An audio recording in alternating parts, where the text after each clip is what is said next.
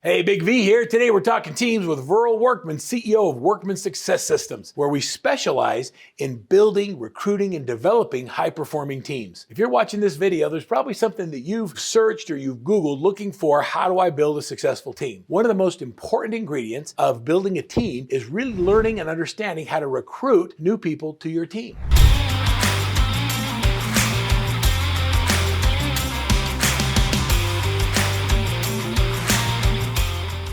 In this video, I'm going to share with you some critical strategies we use on attracting and recruiting new people to join our teams. And I'm going to give you, if you stay to the end, a couple of very specific downloads that will make recruiting easier for you and help you put it on autopilot. When I talk to team leaders and brokers and owners and anybody who's focused on recruiting, I always ask this question: share with me your recruiting strategy. And then they talk about some of the basic things they do. And what I've learned to realize is that most people don't have a recruiting problem. They have an activity problem, meaning they don't actually spend any of their day doing recruiting. And so they think that the problem is, I don't know, I'm not very good at recruiting. The reality is they just don't do it. And so you can't be good at something if you don't ever do it. Raise your hand if you're the recruiting problem. If you recognize and realize and understand that the reason you don't really do a good job recruiting is you don't spend any time in it. The reality is we're so busy being the leader, being the buyer's agent, the listing agent, the admin, the broker owner, the accountant, the motivator, the problem solver, the mom, the dad, the husband, the wife, the leader, the partner, all of these other hats we wear in our lives. When you get to it's time to recruit, we've got so many other things going on that we just don't focus on it. At Workman Success Systems, we're about to launch a brand new program called Jolt. The reason we call Jolt a program is because this is where we bring your recruiting back to life. I want you to imagine it's not that you have a recruiting problem, it's that it's laying on the gurney and it barely has a heartbeat, or it has no heartbeat at all. And we're going to hook up a defibrillator to your recruiting and we're going to give it a jolt. How many of you would love to have your recruiting come back to life and actually start doing it? It all begins with intentionally deciding that recruiting is important to you. So the first thing we do is we do what's called a missing persons report, and we identify what it is we're missing in our business and then how we're going to attract those people. So first,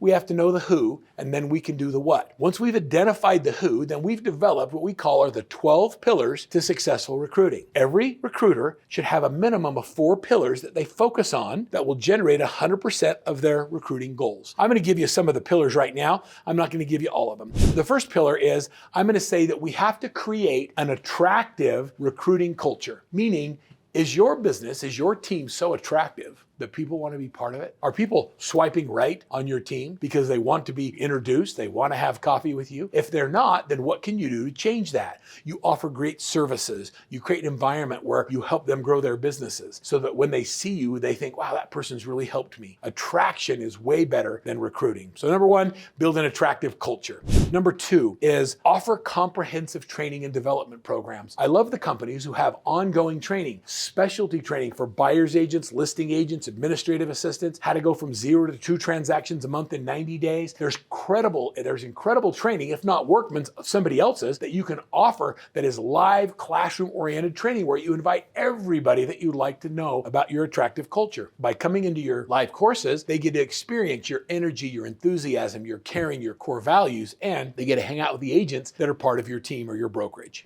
The next is to use your digital marketing. There are so many things you can do with digital marketing to target the exact person you're looking for. Get a digital marketing strategist to look at what you're currently doing and ask yourself the question, is my digital marketing make me attractive or less attractive to potential recruits? If you can't answer that question because you don't have one, it's time to develop a digital marketing strategy.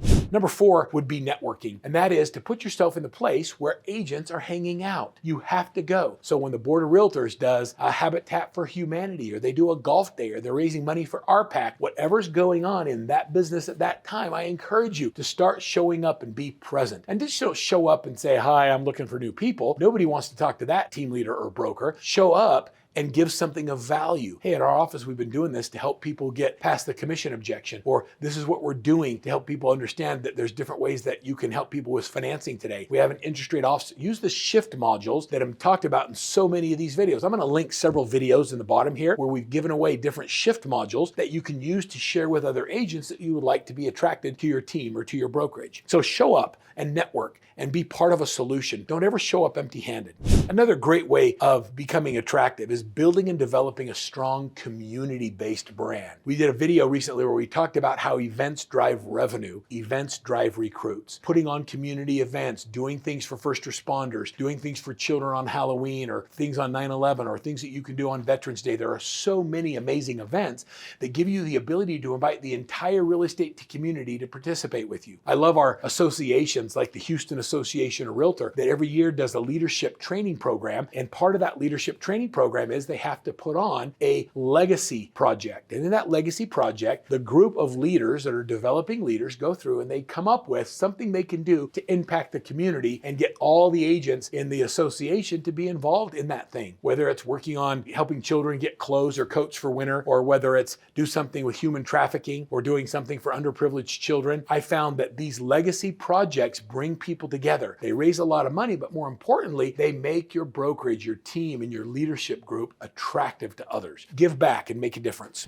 The next is to have a clear path for growth opportunities. When you sit down with someone and you talk about where they are and you really understand where they're trying to go, do you have a clear roadmap to help them get there, to help them go from where they are to where they want to go and even beyond? When people don't see there's growth opportunities, it's not very attractive and they're not going to leave. People have great loyalties with the brokers that they've been with since they started. I never think that somebody should break that loyalty. People will leave, however, as soon as they feel like the broker hasn't had their back. They haven't had their back in a financial situation, or they didn't do what they thought they were going to do when they responded to a problem, or they stopped developing them, or they didn't create an opportunity for them to grow within that brokerage. So if you think about why you left or why people have left in the past and don't do that to your agents, you'll find that your brokerage and your team becomes more attractive. One of the coolest things I've watched are the companies out there that have created referral incentives to have their agents be their best recruiters. I could go after 10 people, or I could have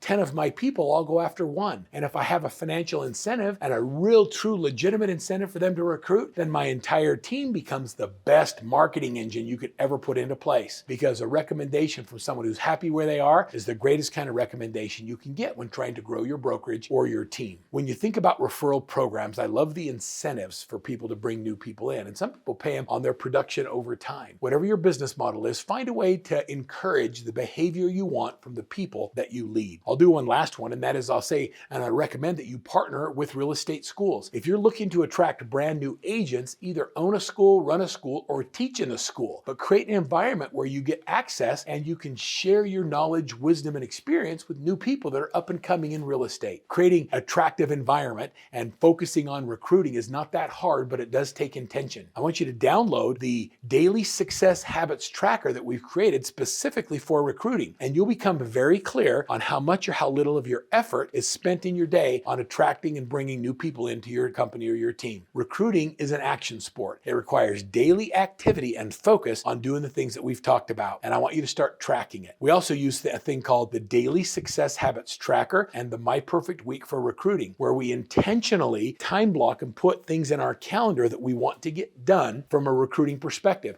It might be an hour a day or 2 hours a day, but then it becomes non-negotiable because it's a dollar productive activity. Growth isn't accidental. Creating a recruiting culture is something you have to be intentional with. You have the ability to do it. And now with the downloads that I've given you, just by downloading the free gifts from today, the Daily Success Habits Tracker, the My Perfect Week for Recruiting, I'm going to give you access and a preview of the Jolt program when it becomes available. Because you downloaded I Want to Be a Better Recruiter, we'll let you know as Jolt comes available and give you early bird pricing for the new Jolt program. Good luck with your recruiting, be attractive, and have a great time growing your real estate team and your brokerage.